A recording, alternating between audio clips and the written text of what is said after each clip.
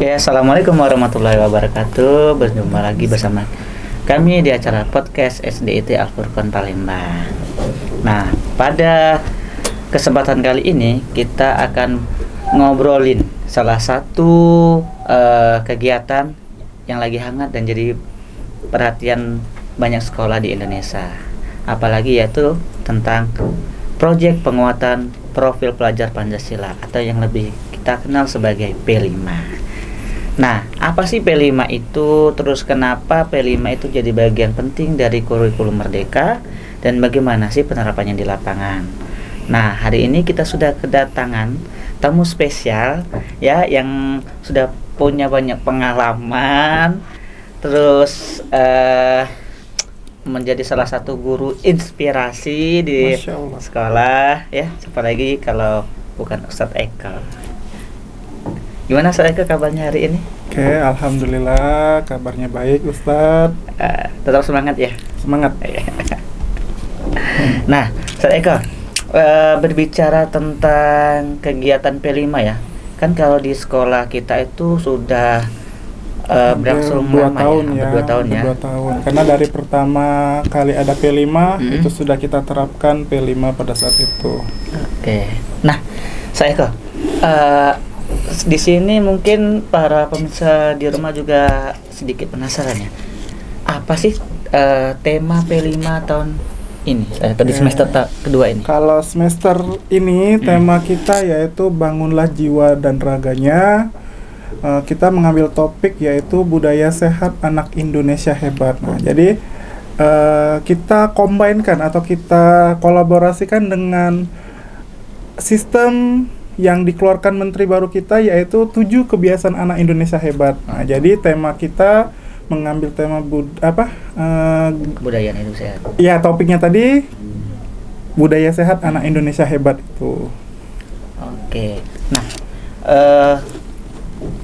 berarti tema tahun ini nih berbeda dengan tema-tema yang sebelumnya ya? Ya, kalau tema semester kemarin itu tentang kearifan lokal ya, tentang permainan tradisional. Nah, kalau untuk semester 2 ini, yaitu tadi kita mengambil topik budaya sehat anak Indonesia hebat tadi. Oke.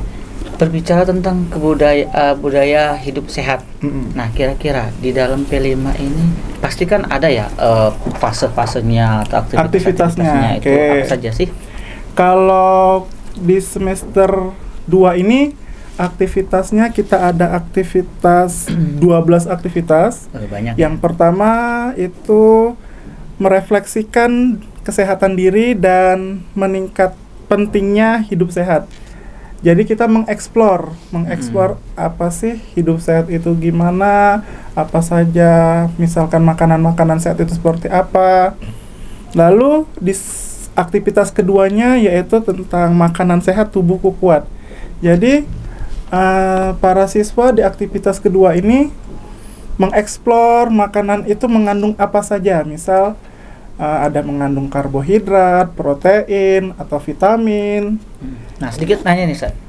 Berarti di kegiatan aktivitas 2 itu kan tadi dijelaskan makanan sehat tubuhku kuat. Berarti apakah anak-anak ini membawa makanan ke sekolah atau gimana? Nah, ya, kalau makanan dibawa itu di aktivitas ketiga. Nah, jadi di aktivitas ketiga itu siswa membawa bekal gizi seimbang.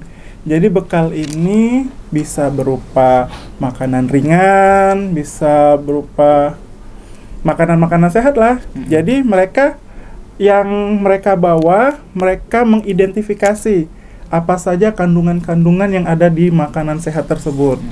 Contohnya seperti misal telur. Telur itu protein ya. Nah, salah satunya ada protein. Terus kalau sayur-sayuran di situ ada vitamin, ada mineral juga. Gitu. Lalu untuk aktivitas selanjutnya ya, selain aktivitas 1, 2, 3, di aktivitas keempat kita melakukan yang namanya senam bersama. Nah, senam bersama ini kita memakai senam yang sudah dikeluarkan dari Kementerian Pendidikan Dasar dan Menengah, yaitu ke senam anak Indonesia hebat.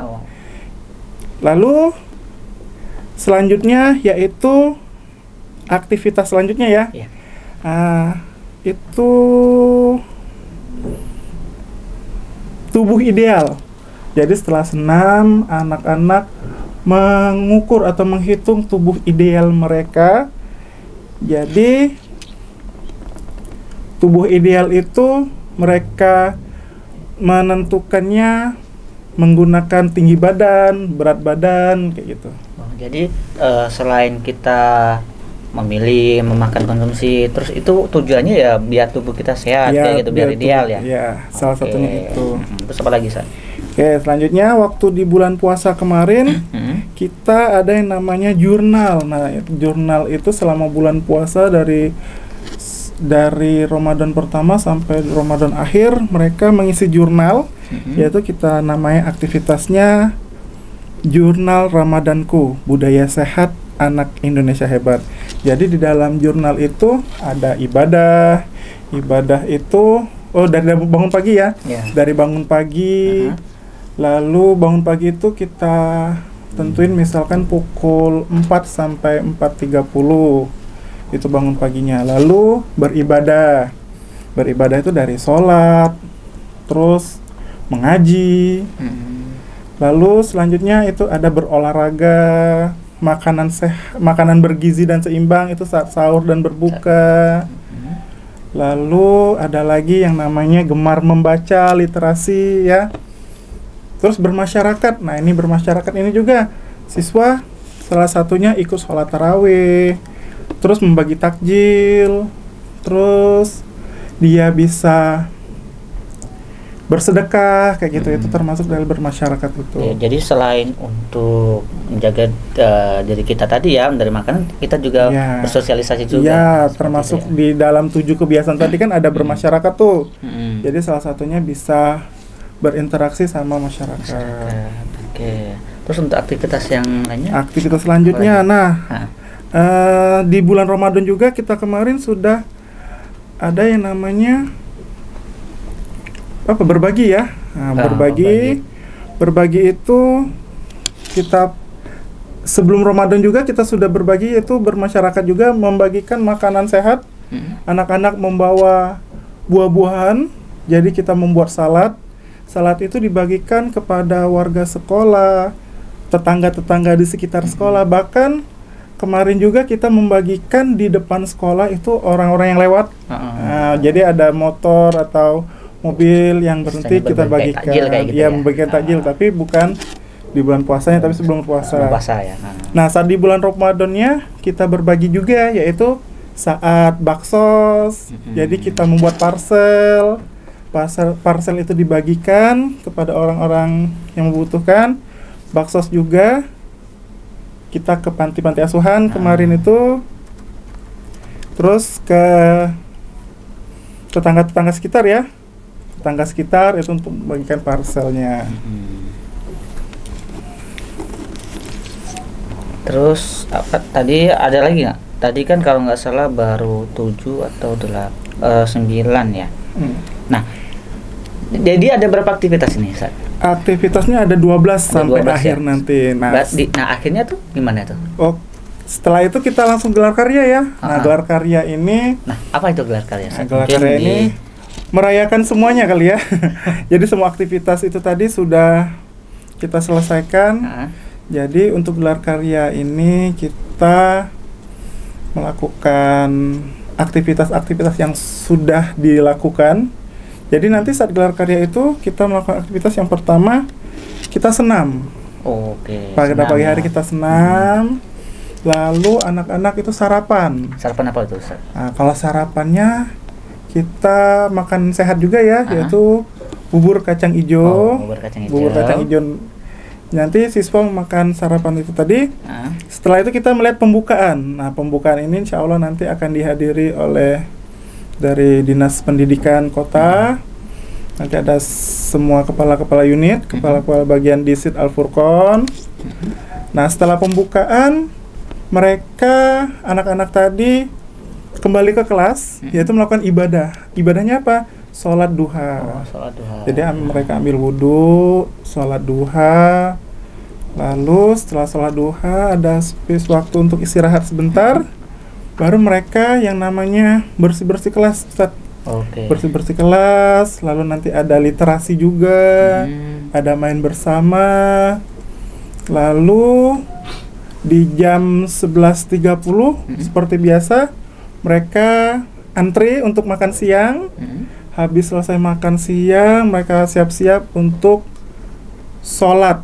Nah, sholat zuhur. Habis sholat zuhur seperti biasa kita melakukan yang namanya aktivitas tidur siang. Oh, jadi di sekolah ini sudah diterapkan aktivitas tidur siang? Ya, kita sudah menerapkan aktivitas tidur siang dan juga termasuk pada aktivitas P5 kita. Oh, ada ya memang ya. Jadi walaupun kemarin tidur siang ini masuk di aktivitas 6, jadi kita didahulukan. Itu kalau nggak salah di bulan awal Februari dulu sudah, Februari atau Maret ya, sudah didulukan untuk program tidur siang ini. Oh, berarti sudah kurang lebih jalan 2 bulan lebih ya? Ya, hampir 2 bulan. Oke, gimana itu dari respon dari siswa? Apakah ada progres perubahan setelah tidur Alhamdulillah siang? Kalau untuk tidur siang, kalau dari anak-anak, anak-anak ya banyak manfaatnya ya tidur siang itu ya. Kalau untuk anak-anak, jadi kalau misalnya anak-anak kan biasanya kalau siang itu ngantuk ya, Ustaz ya? Iya, jadi ngantuk. Kalau mungkin ngantuk, dia tidur dulu, bangun fresh langsung bisa. Ya, salah satunya tadi ya manfaatnya untuk meningkatkan semangat mereka juga. Jadi yang tadinya lesu, ngantuk, jadi tidur siang. Setelah tidur siang biar bisa semangat lagi untuk belajar. Karena kalau untuk kelas 1, 2, 3 kan ada satu pelajaran lagi ya setelah tidur siang. Kalau untuk kelas 4, 5, 6 itu ada 2 pelajaran lagi. Oke. Nah, Ustaz, berbicara tentang gelar karya tadi, Ustaz kan belum jelasin nih, kapan sih gelar karya itu dilaksanakan, Ustaz? Untuk gelar karyanya insya Allah itu pada hari Kamis tanggal 17 April 2025. Kita mulai dari pukul 7 sampai pukul 12.00 ya. Tapi secara keseluruhan itu termasuk aktivitas-aktivitas kita di sekolah. Kalau pembukanya itu sekitar pukul 8. Berarti gelar karyanya itu besok ya, Ustaz ya? Iya, insya Allah gelar karyanya besok. Kita akan laksanakan gelar karyanya. Jadi gelar karya untuk P5 itu diikuti dari kelas 1 sampai ke kelas 6? Ya, benar. Jadi seluruh siswa dari kelas 1 sampai kelas 5 besok kita belajar gelar karya. Jadi aktivitas P5-nya gelar karyanya dari pagi sampai selesai. Oke. Kalau semester kemarin kan gelar karyanya tentang permainan tradisional ya. Nah, untuk gelar karya di semester ini apa kira-kira? Oke, kalau untuk semester ini berbeda dengan semester sebelum-sebelumnya ya. Kalau tahun-tahun sebelumnya itu anak-anak membuat yang namanya produk seperti olahan-olahan makanan. Untuk semester kemarin juga anak-anak gelar karyanya berupa permainan tradisional. Nah, kalau untuk semester 2 ini di tahun 2004-2025 anak-anak gelar karyanya berupa pembiasaan. Jadi kebiasaan-kebiasaan mereka, karakternya yang kita angkat tadi. Oke. Nah, jadi itu ya tujuannya adalah untuk bagaimana menumbuhkan karakter. Oke. Nah, Ustaz, gimana sih kira-kira tanggapan dari wali siswa ataupun siswa itu sendiri tentang kegiatan P5? Kan mungkin Ustaz P5 kayak gini atau mungkin ada yang Ustaz kapan lagi P5? Gimana itu respon? Kalau responnya alhamdulillah baik ya. Kalau sejauh ini responnya positif. Anak-anak bersemangat mengikuti kegiatan-kegiatan P5. Apalagi kalau semester-semester sebelumnya, kalau semester ini juga mereka bersemangat karena bisa kayak kemarin di aktivitas mereka membuat salad buah, mereka antusias dan wali siswa juga alhamdulillah mensupport. Terus kemarin waktu kegiatan baksos juga anak-anak bersemangat juga saat membuat parcel, mereka juga ikut membagikan. Sebagian ya, alhamdulillah responnya baik. Alhamdulillah responnya baik. Nah, seperti itu ya pemirsa yang di rumah, pokoknya obrolan kita hari ini seru banget ya Ustadz ya. Iya. Jadi ternyata pemirsa yang di rumah ya, ternyata kegiatan P5 itu bukan cuma soal tentang proyek biasa ya Ustadz ya. Iya, jadi P5 itu nggak harus berupa produk. Jadi P5 untuk gelar karya ini bisa karakter pembiasaan, atau bisa portofolio, pengumpul kayak gitu. Jadi nggak harus produk. Oke, jadi itu pemirsa ya. Jadi P5 itu bukan hanya sekedar project biasa, tapi benar-benar bisa jadi ruang untuk membentuk karakter, kreativitas, dan semangat serta kolaborasi siswa ya. Benar. Oke, nah buat kalian ya yang di luar sana yang mungkin baru mau mulai atau masih ingin mencari ide untuk P5 ya, semoga obrolan kita ini bisa jadi inspirasi. Siapa tahu kan di sekolah-sekolah lain tentang apa ya kegiatan P5 kita ya. Nah, seperti itu. Tapi belum tahu ya tahun depan masih ada atau enggak P5-nya ya.